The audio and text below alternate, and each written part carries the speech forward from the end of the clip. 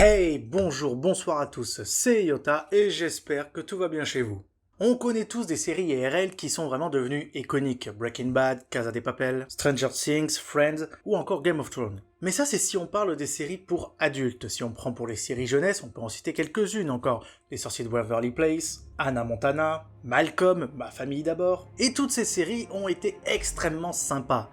Mais il y en a pourtant une qu'on oublie beaucoup et qui est pourtant encore plus iconique que tous. Bon, peut-être pas par rapport à Malcolm, mais vous verrez qu'il y a un certain lien entre deux. Ici, je parle d'une série qui a plus de 30 saisons à son actif au moment où je tourne cette vidéo, et qui a des personnages hauts en couleur qui sont prêts à sauver le monde dès qu'il y a un danger qui le rôde. Une série basée sur des séries japonaises, mais pris par la vision américaine. Des combats plutôt bien chorégraphiés, des costumes devenus légendaires, bref, une série titanesque avec une histoire folle. Alors enfilez votre costume jaune, bleu, vert ou rouge, faites démarrer votre Zord, et j'espère que vous avez quelques notions de karaté, taekwondo ou toute autre forme de coup de fou ou de combat. Aujourd'hui, messieurs dames, dans ce nouveau C'est Histoire 2, nous allons parler de l'incroyable histoire de la saga de super-héros iconique bien avant celle des Marvel, à savoir les Power Rangers.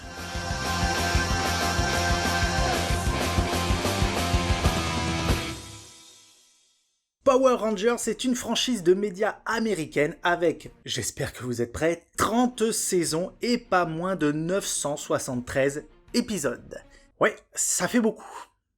Et c'est pas fini. Elle fait partie des licences les plus iconiques du jouet dans les années 90-2000, avec les Tortues Ninja ou Action Man, avec les différents Zords, morpheurs ou petites figurines qu'on pouvait avoir sur toutes les couleurs que possédaient les séries. Et qui a permis d'ailleurs de se foutre plein les fouilles pour les détenteurs des droits de la licence.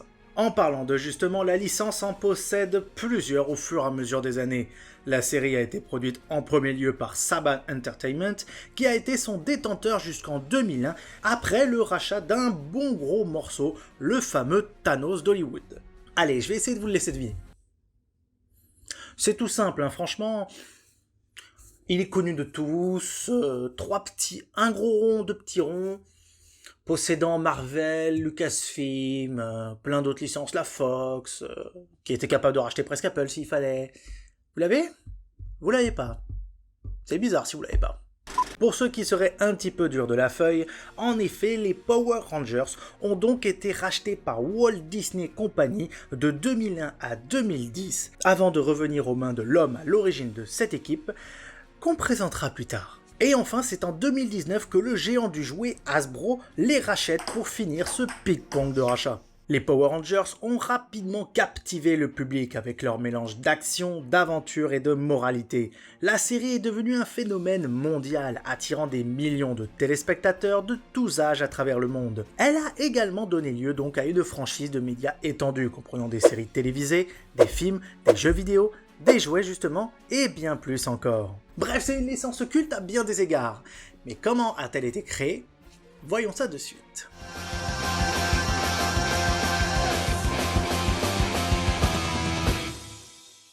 Avant toute chose, commençons par le commencement. Pour comprendre les origines, il faut avant tout retourner dans les années 70, non pas aux USA, mais au Japon.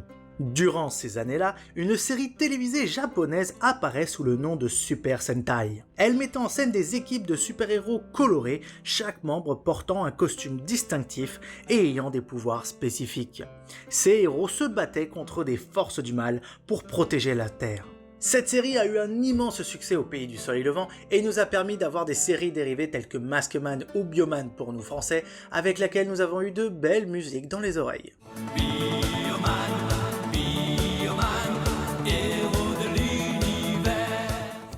Je me lasserai pas tellement, c'est nostalgique et kitsch à la fois.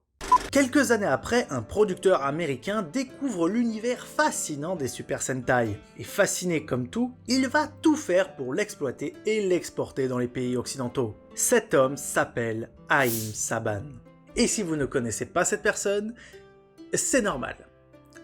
Ou du moins si vous n'êtes pas né dans les années 90-2000, parce que concrètement, vous êtes sûr d'avoir déjà vu son travail autre part que dans Power Rangers. Vous allez comprendre pourquoi. Haim Saban est en fait un homme d'affaires, producteur de télévision et compositeur américano-israélien. Camoulox. Ouh, bravo Jean-François, vous êtes notre finaliste. À partir de 2014, sa société Saban Film distribue de nombreux films sur le continent américain. majoritairement avec des acteurs connus.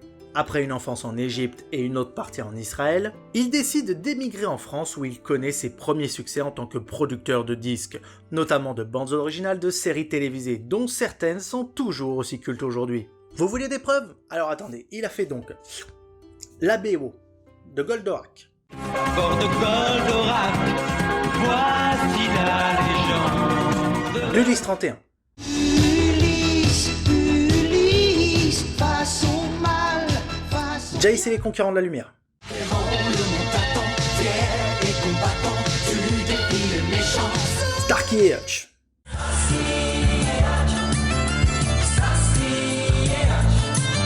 L'homme qui tombe à pic, Même si je suis cascadeur, j'ai quand même l'amour dans le cœur. Je préfère jouer. Dallas, Ton univers impitoyable. et a même produit et en est même le parolier d'une musique d'un dessin animé qu'on a déjà vu sur C'est l'histoire 2, tout le monde avec moi.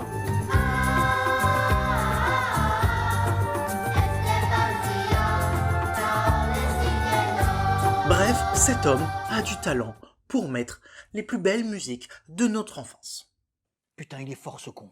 Par la suite, Saban, qui séjourne donc au Japon un petit temps, tombe par hasard sur Go Ranger, une série télévisée diffusée sur l'une des 3 grandes chaînes nationales du pays. Découvrant cet univers riche avec de l'action et des héros de toutes les couleurs de l'arc-en-ciel, il décide de l'adapter et réalise un épisode pilote en prenant des extraits de Go Ranger en version originale sous-titrée, mais celui-ci ne rencontre aucun succès. Il retentera sa chance avec plusieurs Sentai, mais le succès n'est toujours pas là. Jusqu'au jour où, en 1993, il décide de faire l'adaptation de Zeo Ranger, un Sentai moins sombre que les autres. Et l'étincelle est arrivée. Avec sa nouvelle entreprise, Saban Entertainment, il travaille en collaboration avec plusieurs producteurs et créateurs pour l'adapter sur le marché américain. La série résultante, Mighty Morphin Power Rangers, est alors diffusée pour la première fois la même année et lança la grande épopée des Power Rangers à la télévision. Power Rangers Turbo, Force Cyclone, mon premier Power Ranger de mon côté, Dino Tonnerre, SPD, Jungle Fury, Samurai, Megaforce, Sauvetage Éclair, Cosmic Fury, il y en a eu tellement et de toutes sortes que franchement je vais pas tous vous les citer. Mais il faut savoir que Power Rangers, et ça depuis le début, a été créé grâce à un collage extrêmement spécial à l'époque. Et qui est encore, je pense, extrêmement rare aujourd'hui. En effet, la première saison et la plupart des suites ont incorporé les scènes d'action des Super Sentai japonais avec de nouvelles séquences tournées aux États-Unis, mettant en vedette des acteurs américains. Les scènes d'action japonaises étaient intégrées dans l'histoire avec des personnages américains, créant ainsi une fusion unique entre les deux cultures. Ce qui fait que la plupart des saisons de Power Rangers existent en double, celle que l'on connaît, la version américaine, et la version japonaise. Cette méthode aura duré presque 30 saisons, mais surtout sur presque plus de 30 ans, car en effet, la série Power Rangers a été diffusée chaque année avec une nouvelle saison aussi, ce qui fait que toutes les années vous aviez un nouveau Power Rangers. C'était incroyable. La dernière d'ailleurs en date est sortie en 2023 avec Power Rangers Cosmic Fury. C'est l'une des seules de la franchise qui a à peu près une histoire basée et adaptée sur 3 saisons, car en effet chaque Power Rangers avait sa saison prédéfinie et c'est tout.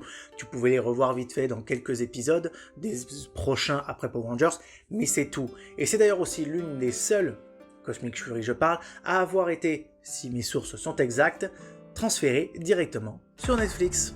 Bon, certes on a l'origine, c'est très bien, mais c'est qui les Power Rangers? C'est qui leur mentor? C'est quoi l'histoire? C'est quoi leurs caractéristiques? Et surtout, c'est qui les méchants? Eh ben, vous allez voir que c'est bien plus complexe qu'il n'y paraît à dire.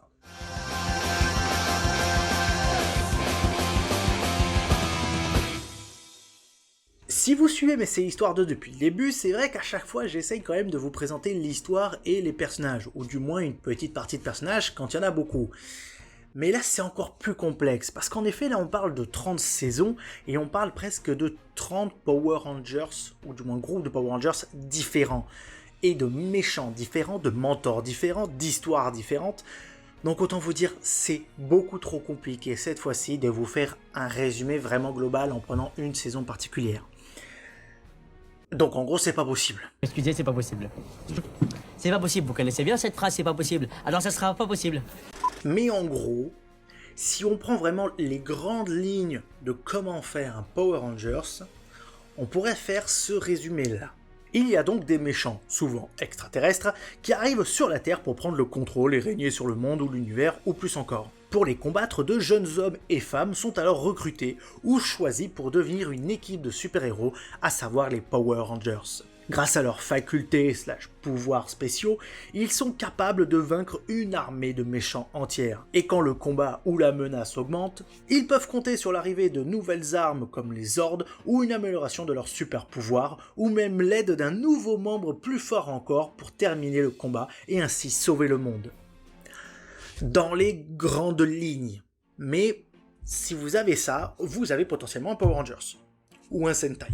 Pour nos héros, le plus souvent, ils sont au nombre de 5.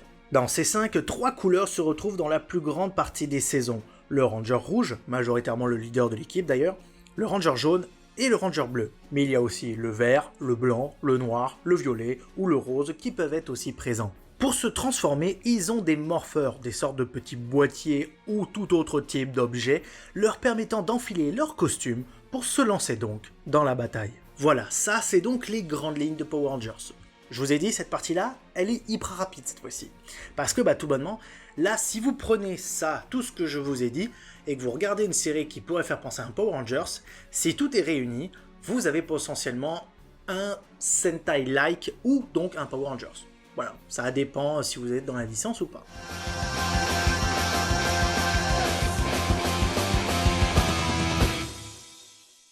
Pour terminer cette vidéo, que pouvons-nous dire de plus ?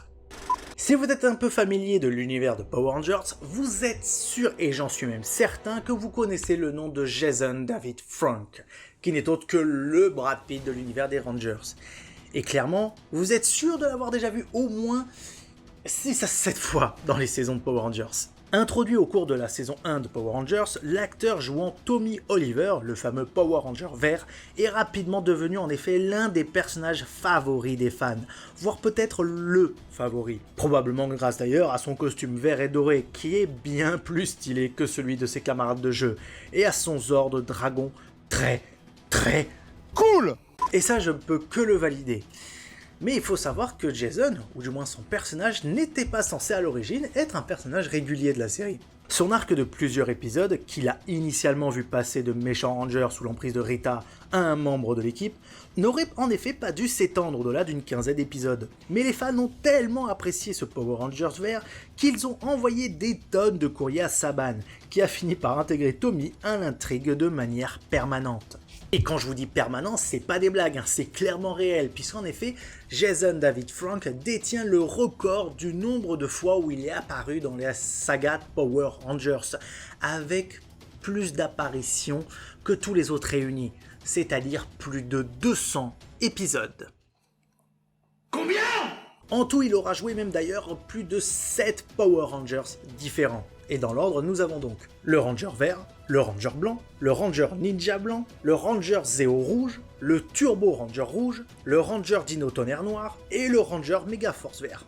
Bref, c'est une légende qui nous a malheureusement quittés il y a de cela quelques années, avant de pouvoir sortir un projet qu'il avait fait d'ailleurs pour rendre hommage aux Power Rangers, qui devait, je crois, c'était sur le Power Ranger blanc de me souvenir, et nous a laissé aussi de très beaux combats dans les Power Rangers, mais pas que, puisqu'en effet, si vous allez sur la chaîne Bat in the Sun sur YouTube, vous pouvez le voir combattre des personnages comme Ryu de Street Fighter, ou encore Scorpion de Mortal Kombat. Et vraiment, je vous les conseille, parce que franchement, je les trouve vraiment beaux, déjà visuellement parlant, et puis revoir Tommy, c'est trop cool.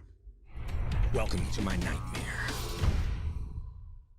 Comme je vous l'ai dit en début de vidéo, chaque saison a ses propres Power Rangers. Et il faut savoir que la saison d'après, on avait l'occasion potentiellement de voir un crossover avec les nouveaux Power Rangers et les anciens, sur un épisode ou autre. Par exemple, je crois qu'il y avait eu les SPD chez Jungle Fury ou un truc comme ça. Il y a eu plein d'épisodes comme ça, ou même encore chez Mega Force, je crois, où il y avait même tous les Power Rangers réunis. Mais il y a une fois où le crossover n'était pas des Power Rangers, mais des personnages encore plus connus qu'eux. Pour détailler mon propos, dans le 4e épisode de la saison 5, Power Rangers dans l'espace, nous avons assisté à un crossover mythique entre les Power Rangers et les Tortues Ninja. Les tortues dans l'histoire sont en effet ensorcelées et travaillent pour les ennemis des Rangers. Bien évidemment, hein, le sort est rompu et nos 5 tortues, car oui, on parle ici de l'équipe des Tortues Ninja la nouvelle génération, hein, mais ça je vous laisse aller voir la vidéo de JDG qui en parle très bien et qui résume tout ce que je pense de cette série, finissent par s'allier aux Power Rangers pour vaincre les méchants et ainsi sauver le monde. Je dois vous avouer, ce crossover, je l'avais vraiment pas vu venir. Et c'est trop bien. Alors oui, c'est chier parce que c'est une série en plus, bon, voilà, au niveau Tortue Ninja, elle a pas marqué grand monde. Mais j'aime bien l'idée.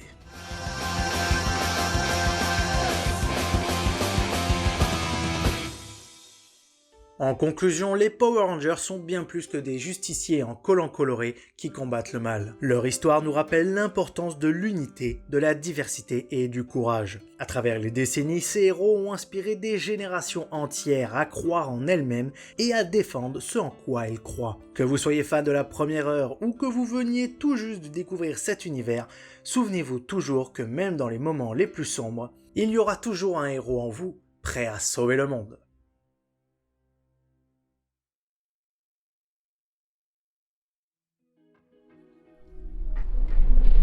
Voilà, c'est la fin de la vidéo, merci à tous de l'avoir suivi. Si vous avez aimé, n'hésitez pas à mettre un j'aime, c'est important le j'aime. Souvenez-vous que vraiment le j'aime, c'est le bouton pour dire que vous avez aimé. Vraiment. Alors, je sais que c'est débile de le dire comme ça, mais c'est vrai. Et vous pouvez le faire partout, sur téléphone, sur PC, sur téléviseur. Je suis sûr qu'on peut faire on peut mettre des pouces bleus partout.